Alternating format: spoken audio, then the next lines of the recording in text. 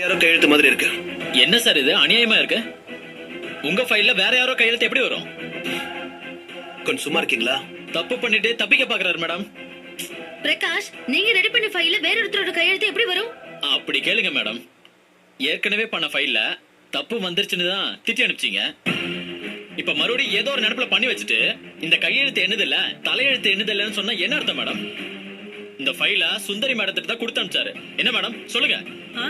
Madam, ஃபைல முடிச்சிட்டேன்.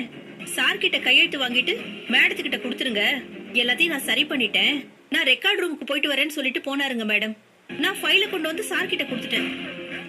கொடுத்ததுமே சாரும் சைன் பண்ணி உங்ககிட்ட கொண்டு வந்து கொடுத்துட்டாரு. இதுல இன்னொருத்தர் கையெழுத்து எப்படி மேடம் வரும்? மேடம், யாரோ தப்பு பண்ணிருக்காங்க.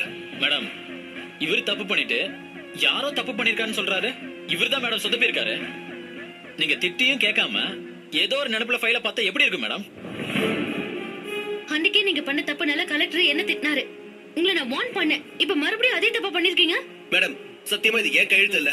என்ன மாதிரியே வேற யாரோ எழுதி வச்சிருக்காங்க. சார், தப்பு பண்ணா தப்பு பண்ணேன்னு ஒத்துக்கோங்க. இனி தப்பு பண்ண மாட்டேன்னு சொல்லுங்க. அதை விட்டுட்டு சாக்கு போக்கெல்லாம் சொல்லாதீங்க சார். பிரகாஷ், மேடம், இது என் கையெழுத்தே இல்ல. இதுல ஏதோ சதி இருக்கு.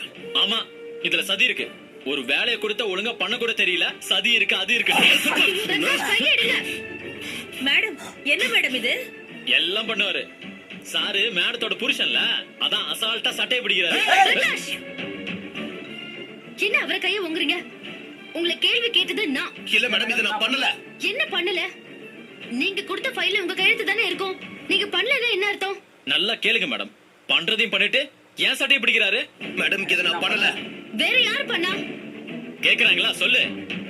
நீ என்ன நினைப்புல ஃபைல பாத்தியா?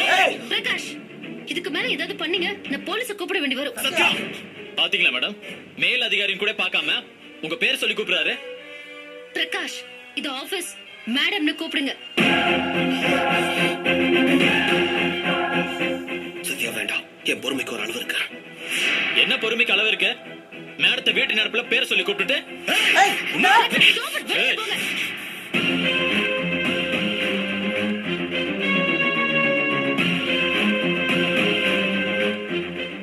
வெளியே போங்கன்னு சொன்னேன்.